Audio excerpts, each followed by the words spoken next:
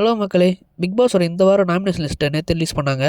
அதில மொத்தம் 5 பேர் நாமினேட் ஆகிருக்காங்க. யார் யாருன்னா, நம்ம விஜய் பார்வதி, கமருதீன், கலையரசன், அப்புறம் கானா வினோத், அரோரா. இந்த சீசனில் இந்த வாரத்தில் வந்த எபிசோடில் மட்டும்தான் இருக்கிறதுலே அதிக நாமினேஷன் ஃப்ரீ கொடுத்தது.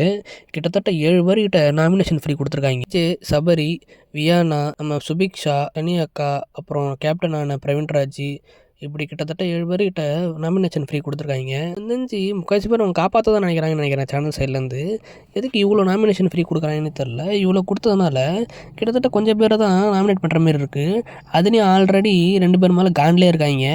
அதனால் எல்லோரும் முக்கால்வாசி பேர் நாமினேட் பண்ணது வந்து விஜய் பார்வையும் கமருதீன். மீதி இருக்கிற 1-2 ஓட்டு தான் நம்ம மீதி இருக்கிற 3 பேருக்கும் விழுந்தது. அதில் நம்ம 3 பேர் கலையரசன், நம்ம அரோரா, அடுத்ததாக கானா வினோத் வந்திருக்காங்க. இந்த வாரம் எடிட் ஆகிறது கிட்டத்தட்ட 99% உறுதியாயிடுச்சு. யாருன்னா அது கலையரசன். எனக்கு தெரிஞ்சு அவர் இந்த வீட்டில் பெருசாக எதுவும் பண்ணுற மாதிரியே தெரில. சும்மா அங்கங்கே போகிறாரு, இங்கே இருக்கிறது அங்கே சொல்கிறாரு, அங்கே இருக்கிறது இங்கே சொல்கிறாரு, இப்படி டபுள் கேம் மாறாரு, இப்படி தான் பண்ணிக்கிட்டு இருக்காரு.